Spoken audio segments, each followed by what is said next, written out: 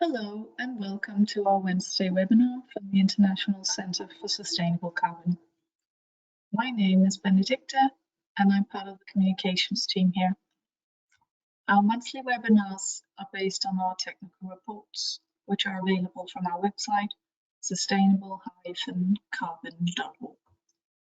Residents of member countries and employees of sponsoring organizations can download our reports at no charge after a one-off registration on the website. The subject for today's webinar is CCUS Business Models and Incentives, presented by Stephanie Metzger. Over to you, Stephanie. Okay. Thanks, Benedicta, for the introduction. And hi, everyone, and welcome to my webinar. Today, as Benedicta said, we will be discussing business models and incentives for carbon capture, utilization, and storage. So that's CCUS, or sometimes just called CCS, and I'll use those terms, all three interchangeably throughout this webinar. In addition, please use the question box to submit questions as we go. I'll answer everything at the end of the presentation, but it's great to have people submitting questions as we go in the webinar, so we have something to look at the end, and so you don't feel rushed at the end to submit your questions. So again, please feel free to submit questions as we go, and we will go over them at the end.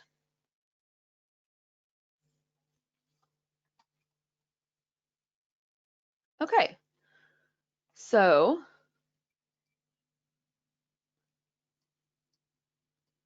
before we get started, and quickly summarize what we're going to be discussing today. First, CCUS is key for meeting our climate change mitigation goals. However, economic, policy, and regulatory barriers have prevented much investment in CCUS to date. At the ICSC, we have a few great reports on the barriers to CCUS deployment and the current status, so I won't be going into too much depth there. And instead, I'm going to focus on some new ownership models and that can help to manage the risk involved in investing in CCUS, and then discuss some revenue models and incentives that can help to make CCUS a viable long-term investment.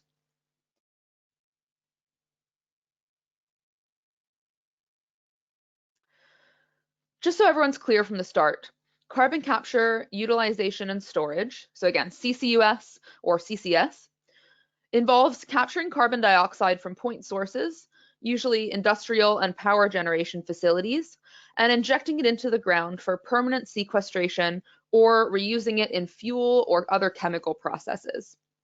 Although it's still not a widely used technology, the industry does have 50 years or so of experience with carbon capture, and it's a mature technology. So while there are new processes and innovations being developed, the technical barriers are low as compared to the economic and policy barriers. There is much more concern about the ability to finance CCUS projects, as well as the viability of such investments under future climate policy regimes. So why is CCUS important? CCUS is considered a key technology for reaching emissions reduction goals, such as net zero emissions commitments and Paris Agreement targets. For example, the Intergovernmental Panel on Climate Change includes the use of CCUS in its projections of limiting global temperature increase to only 1.5 degrees Celsius. Only one IPCC scenario achieves 1.5 degrees Celsius warming without the use of CCS, at the societal cost of extreme reductions in energy demand. In IEA scenarios, 115 gigatons of carbon dioxide are captured by 2060 to meet decarbonization goals, and this amount represents 15% of the total emissions reductions needed compared to business as usual scenarios. Both projections show CCS being used across a variety of sectors, including power, industry, and transport fuels. Many countries have also included CCS in their net zero transition plans, such as China. This graphic from the IEA on the slide here shows the expected emissions reductions to come from each type of technological or societal change from 2019 to 2070.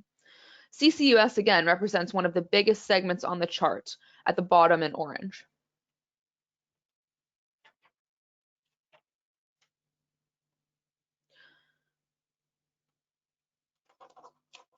So despite its clear positive impact, CCUS deployment has been slow. As of 2021, there are only 27 operational CCUS facilities, with a further 4 under construction. There are 102 new projects in various stages of development, but most of these have been added since 2020, following a period of stagnation in the mid-2010s. And you can see this dip in investment during this period on the chart on the slide. While there is some diversity in the locations of CCUS facilities, a few regions have emerged as leaders. In particular, the USA has the most current and planned investment, with 36 facilities. And more broadly, North America, Northern Europe, the Arabian Peninsula, China, and Australia are all centers of CCUS expansion. To date, technical, economic, and political barriers have all contributed to the lack of CCUS infrastructure, but as I mentioned before, high capital costs and the lack of a sustainable business model has been the biggest obstacle. Enhanced oil recovery has provided the best business case for CCUS to date, and we'll be discussing this later on in the PowerPoint. But this model is not broadly applicable to all CCUS opportunities, so further consideration of incentives and revenue opportunities for CCUS is required. So the next section is going to cover some of these business models, revenue models, and incentives that can help to boost investment in CCUS. And this is starting with 2 slides on business model options. So first, we have the issue of public versus private ownership of CCUS infrastructure. The most direct method of intervention is to provide state-owned infrastructure. State ownership has a few advantages. First, governments have easier access to finance. Usually, governments can borrow money at low interest rates, which reduces the cost of capital, and they also have a steady stream of revenue via taxes to redirect to projects of public interest. Second, transport and storage infrastructure is a natural monopoly, so it may be in the interest of the state to control this part of the process. Third, state ownership removes the need for private investment, which can be difficult to find for first-of-a-kind projects, such as many CCUS projects. And finally, state-owned enterprises can prioritize policy objectives other than profit motive, which may not be addressed by the private sector. State ownership of public infrastructure, especially in the power sector, is not a new concept. Many governments have had and continue to have major involvement in such infrastructure projects. And CCUS projects definitely fall under the scope of existing activities performed by many state-owned enterprises. For example, Saudi Arabia and the United Arab Emirates both have CCUS facilities for EOR owned by their state oil companies. China has also used its national oil company, PetroChina, to establish a CCS EOR program at the Jilin oil fields, which mainly uses CO2 from separation facilities at local gas fields, as well as some sourced from coal to chemical plants in other locations in China. Alternatively, the project finance model for large infrastructure development consists of the creation of a new company for each project, usually called a special purpose vehicle or a joint venture company. And this entity is owned by the participating stakeholders. While project finance can be used to enable purely private sector initiatives, it's also a useful mechanism for enabling public-private partnerships, or PPPs. These partnerships are long-term contracts between a private entity and the government to provide infrastructure.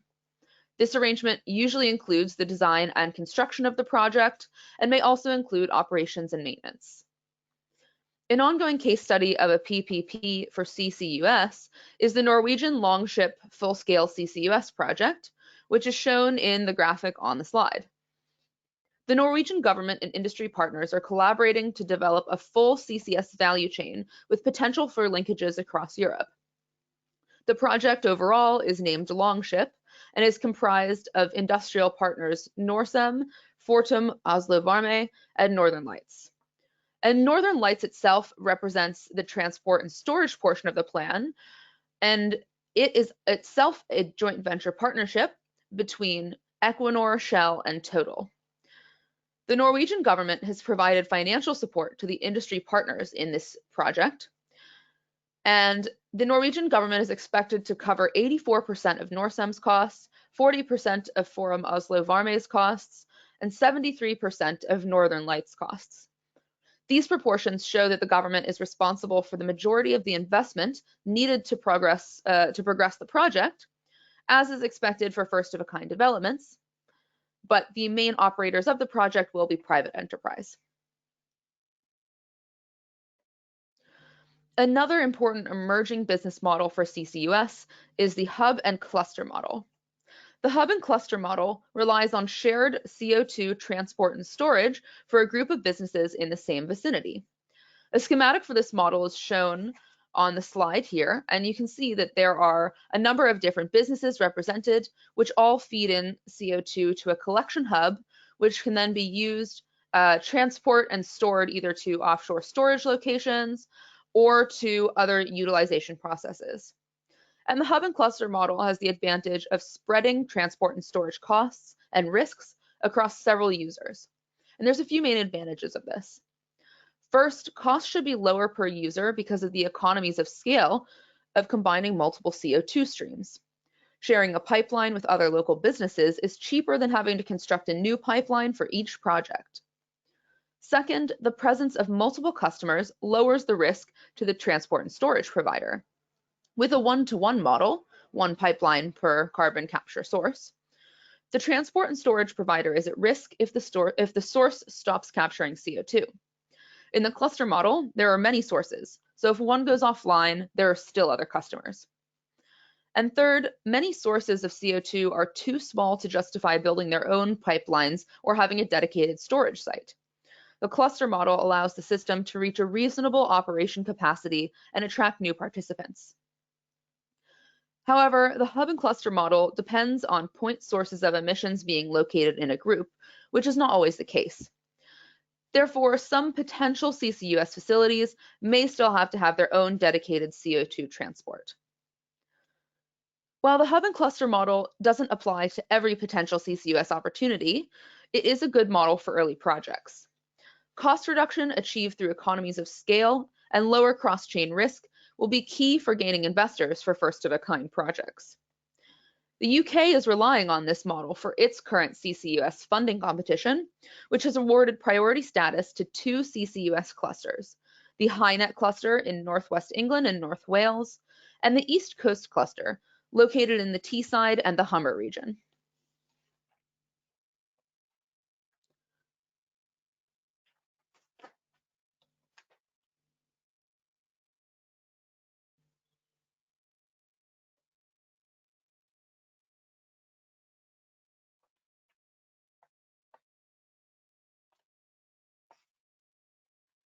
Okay, so in addition to the business models that we've just discussed, there are also a few more specific incentives that can be used to promote CCS. And the first method is feed-in tariffs and contracts for difference. Both contracts provide targeted support for electricity providers by guaranteeing a certain price. Feed-in tariffs provide long-term purchase contracts to low-carbon energy producers with guaranteed prices per kilowatt hour, depending on the cost of the technology. In a contract for difference, regulators determine the target electricity price for the producer, called the strike price. If the wholesale price does not meet the strike price, a subsidy will cover the difference. If the market price exceeds the target, the company must pay back the excess revenue to the government. You can also use a contract for difference for industry by making a carbon strike price, which can support a carbon price rather than a tariff. Feed-in tariffs and contracts for difference are useful for several reasons. First, guaranteed revenue streams lower the risk to investors, making it easier to access finance and lowering the cost of capital. Second, bidding systems for contracts can be made technology neutral, focusing instead on abatement potential rather than any particular technology. And finally, carbon contracts for difference, again, carbon pricing rather than for tariffs, provide a more stable price signal than a carbon price alone, especially in jurisdictions with a history of low and volatile carbon prices. These methods have proven effective. For example, the UK has relied on feed-in tariffs and contracts for difference to spur investment in renewable energy, such as offshore wind. Since the country's first auction for wind CFDs in 2014, the cost per unit of offshore wind have decreased by around 65%. This outcome illustrates how such contracts are useful for overcoming the barriers to first-of-a-kind projects and taking advantage of cost reduction and de-risking through learning by doing. The UK government is considering the use of contracts for difference for CCUS in the future as well, both for power and for industrial installations.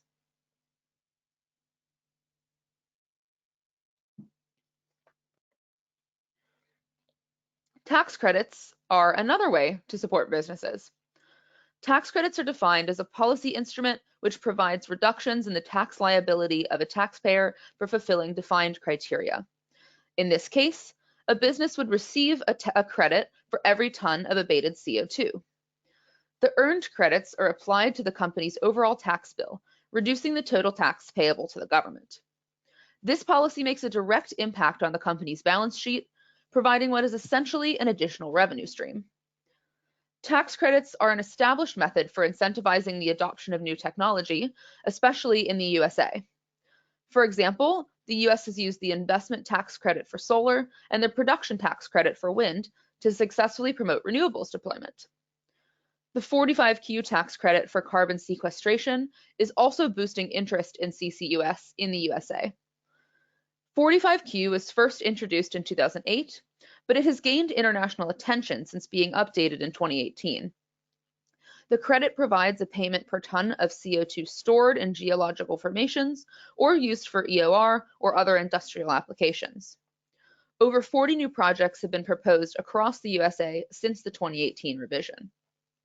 This chart on the slide shows the progressive increase in the 45Q tax credit. At the time of its introduction, the 45Q tax credit was worth $10 per ton of CO2 when used for EOR, and $20 per ton of CO2 when used when stored in geological formations. And you can see how the value of the storage credit has increased to $35 per ton of EOR and $50 per ton for geological storage since the 2018 introduction of the new revision to the bill, increasing to the full price by 2026, after which it will be linked to inflation.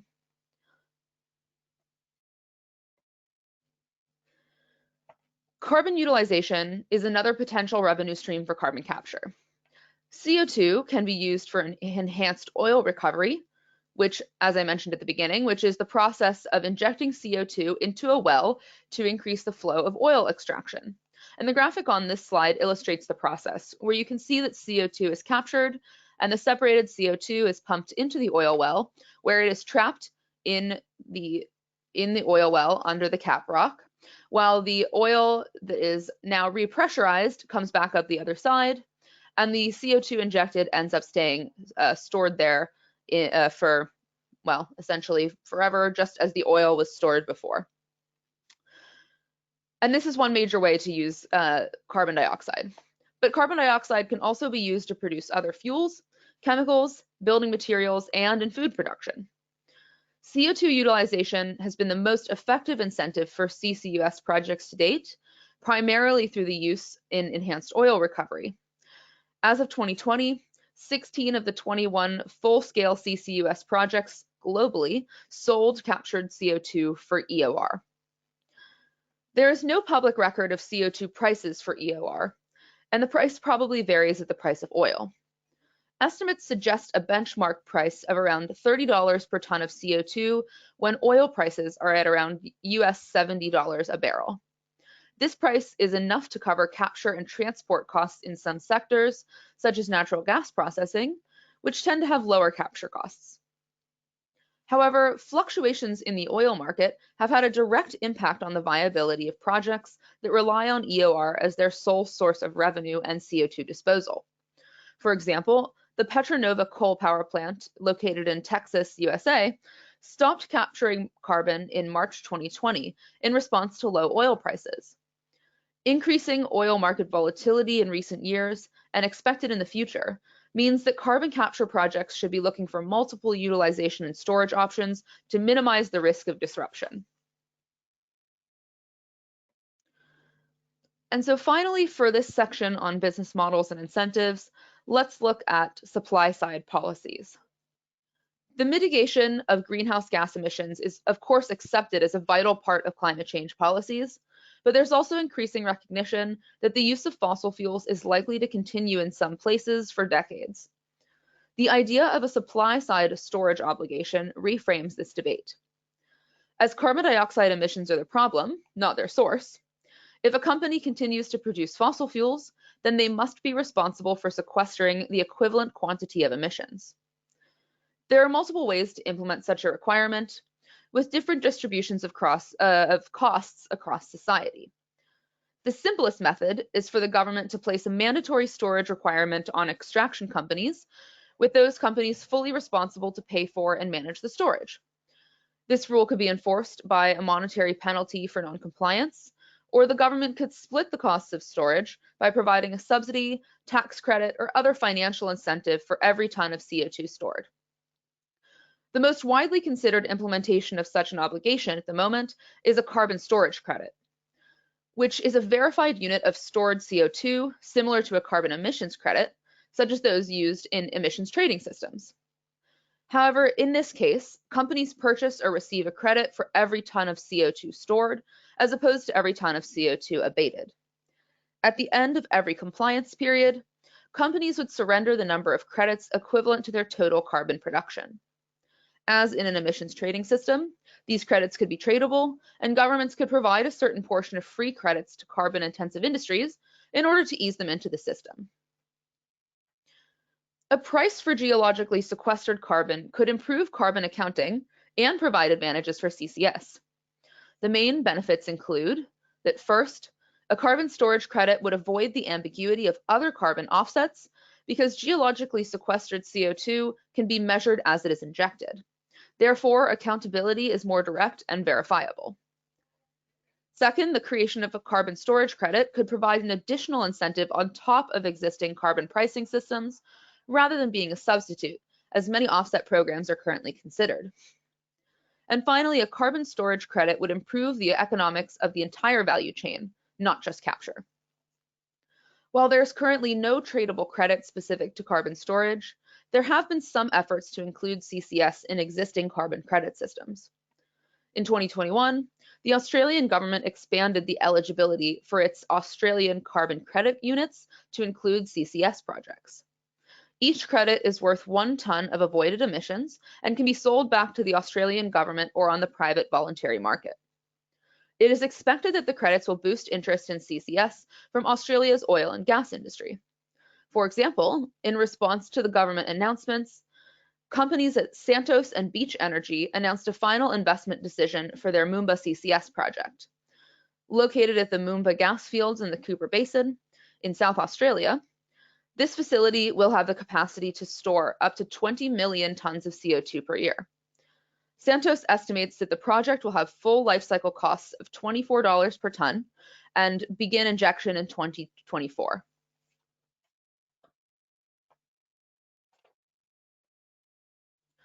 So that wraps up our discussion of specific business models and policies.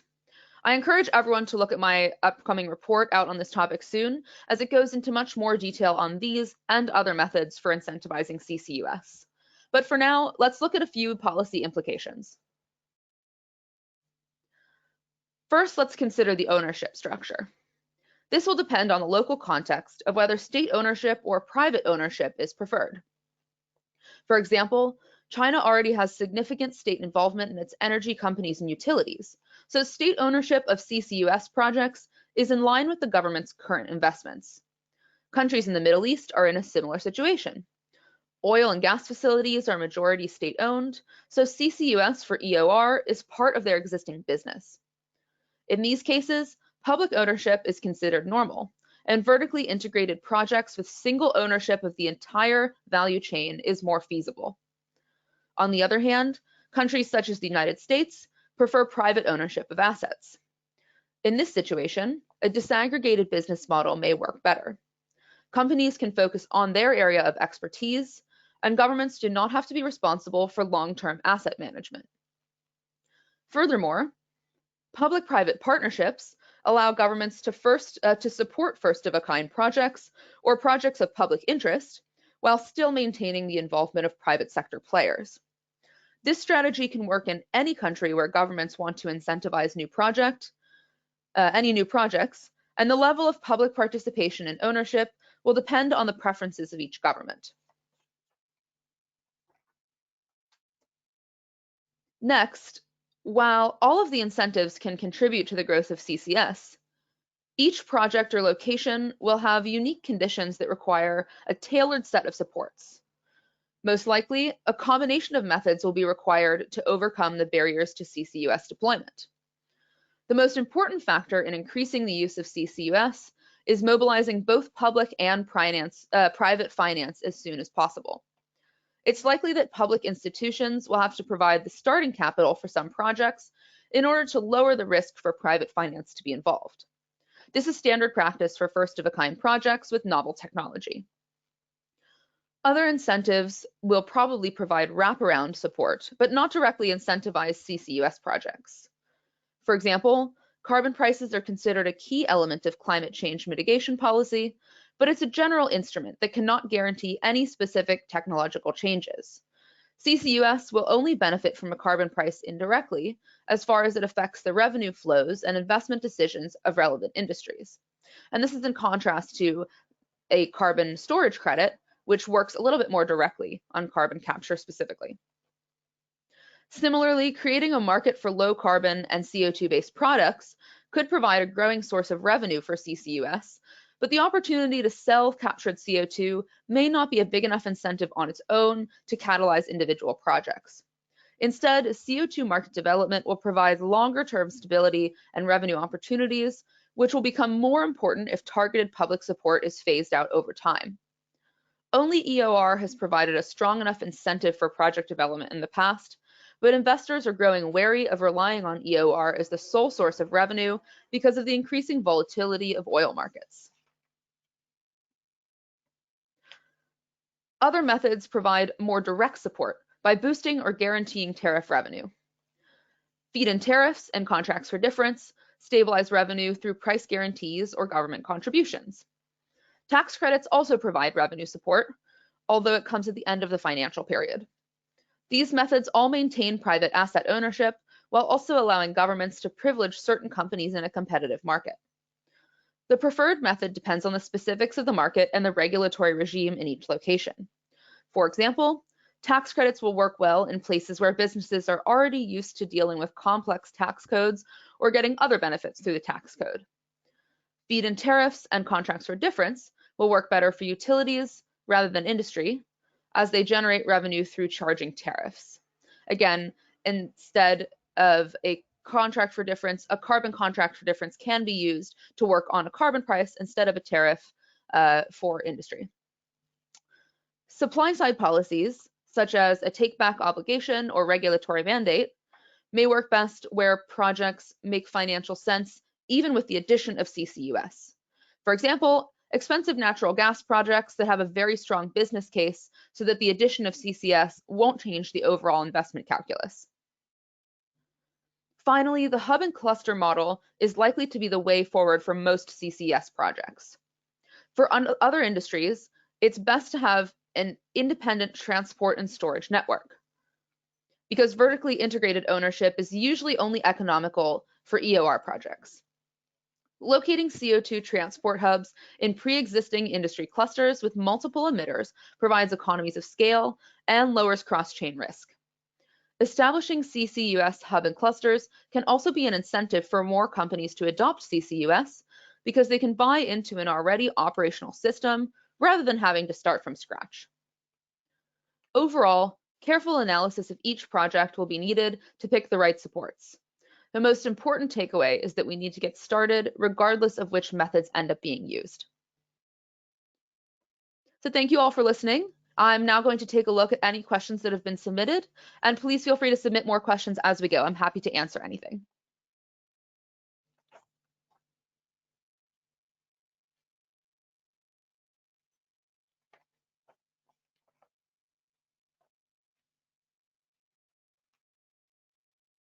Okay, let's see. We have one question here.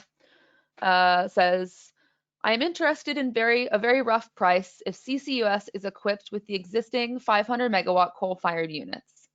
So I don't have information offhand of the price for retrofitting CCS on that type of coal-fired unit specifically at hand, and it might depend obviously on the specific unit, but we do have some past reports on CCUS costs, and I believe one more report that has just come out or is about to come out as well, addressing the cost issues. So I just highly recommend, if anyone's interested in more specific cost analysis, that you go to our website, sustainable-carbon.org, and take a look at our reports. And we have a number of reports that go more specifically in detail about the costs of CCS in different types of coal-fired units and other applications as well. Okay, I've got another question. What is happening in China on CCS, since that is the largest coal user with new plants in plan? Yeah, so that's a great question. So there are definitely new CCS projects going on in China. They are currently in the process of building one new large unit. Huaneng, I believe the company, is building a new 2 gigawatt power plant that should be equipped with CCS. And that should be extremely efficient. It's a very good technology, ultra supercritical coal plant that should have high efficiency, which should mean the carbon capture units should run very smoothly. And China also, as I've mentioned earlier as well, is developing a sort of set of infrastructure for using captured carbon for enhanced oil recovery. And so there is some infrastructure already in effect in China. So yeah, they're definitely moving forward on CCS. And again, China has the advantage that their companies are, their energy companies, their electricity companies, and their oil companies are all majorly state-owned. And so there's a big push from the Chinese government to move towards peaking their carbon emissions in 2030, as well as dealing with their coal emissions, since they want to continue using coal even under this sort of peaking carbon plan. And so they're willing to fund such large-scale projects, and their state-owned enterprises are able to make the use of carbon capture a priority because it's in line with the government's plans. So yeah, they're definitely pushing forward in China on CCS. Does anyone have any other questions? That's all I can see here at the moment. I'll wait for a second to see if there's any other questions come through. In general, again, please do look out for my report coming out on this topic. The draft report will be coming out very shortly, and so from anyone from our, if anyone has any feedback that they'd like to provide based on the webinar here today, please do feel free to email me. My email's in the bottom of the slide here. Okay, here we go. Got another question. What is the cost of storage? So again, I don't have any information on hand here about specific storage or capture costs, partially because it will depend on the location. It depends on the access to the type of storage available. So again, if that's storage in, you know, a depleted oil and gas well, or if there is suitable geological formations nearby, and it depends on the expertise as well of the companies that are doing it. So I can't provide an exact cost of storage because it really depends on the location and the specifics of the project. But there are some places that do have quite low costs. For example, in Australia at the moment, there is a large project called the Gorgon gas fields off the northwest coast of Australia. And they are drilling for natural gas, and they are capturing carbon from their gas processing facilities on site, and then they're re-injecting it at the site as well and into a geological formation, actually, not just for enhanced oil recovery. And because they have very strong expertise in this area, and because there was a suitable geological formation deep saline aquifer located just nearby their facility, they've faced fairly low costs that really didn't impact the business decision. It was very economical for them to do that. So again, it depends on the project, but there are some areas that have pretty low costs. Let's see what else we got coming through here.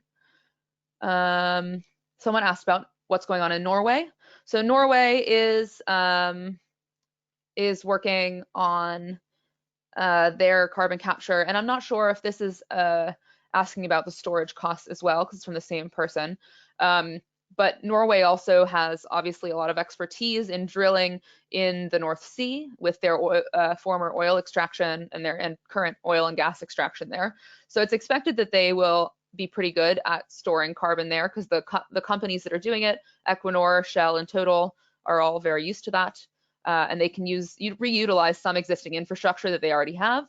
But again, I don't know if they know the cost of storage specifically for that project yet, but they're expecting at least their upfront costs to be covered by the Norwegian government, because it has been deemed a project of public interest.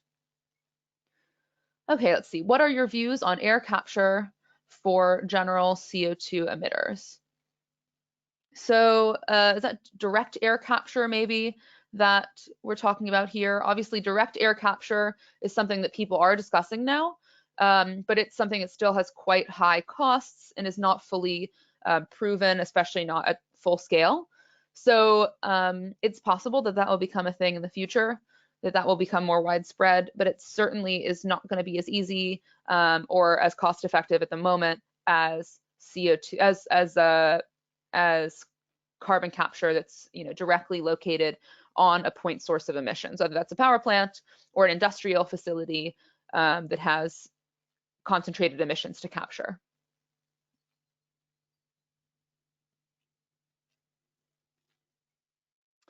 Okay, what are leading CO2 capture technologies for retrofitting coal power plants? So again, just as a bit of a caveat here, I'm not the most technical expert on the technology side. We have a number of very good reports from some of the other my colleagues who are very good technical experts who can discuss the technologies more for retrofitting coal power plants and anything else. But as far as I know, the two main types of capture that are being looked at are post-combustion capture, which means that the technology is retrofitted at the end of the process, which captures the flue gas, separates the carbon dioxide, and then compresses it for transport and storage. But there's also pre-combustion capture and oxy-fuel combustion capture, which work on the which work before the combustion process, as it sounds by the name. And basically, these processes may be more useful in power plants that use coal gasification technology, because they're not burning the coal directly, rather they're converting the coal to a synthetic gas in the first place. And so that at the point where the coal is transformed into a synthetic gas, which then is burned in the power plant, that's the point where they would also separate the carbon out. So again, it depends on the type of power plant that you're looking at, the technologies that's used specifically in the coal power plant.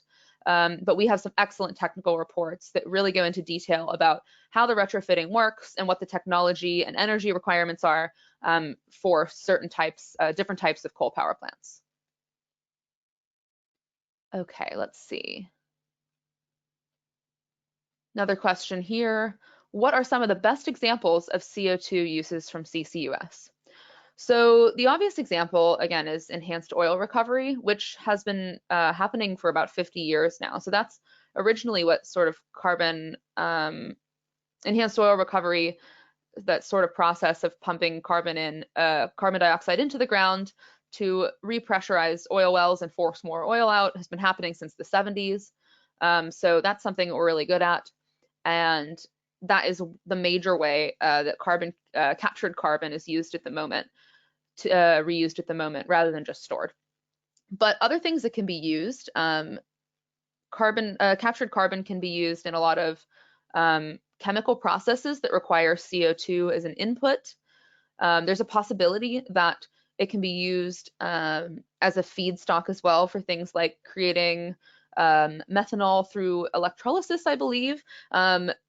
Again, I'm not a technical expert there, but my colleague Maggie has just released or will be shortly releasing a report as well, all about methanol.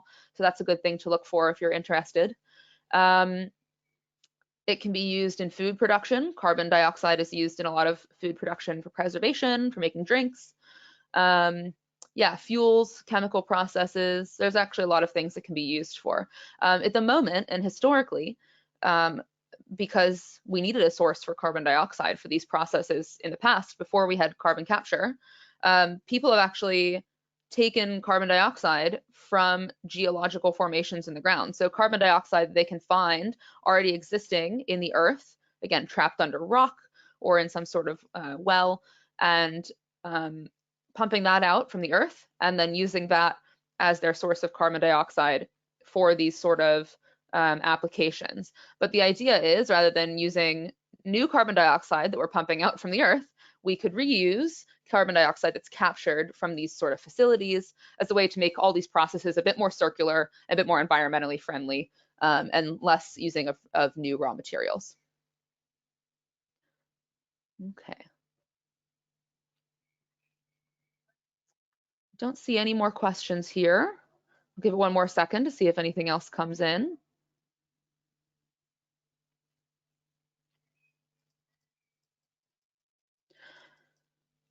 If anyone has any other questions that didn't get addressed today or that you think of later, obviously, please feel free to send me an email and I'd be happy to discuss anything further with you.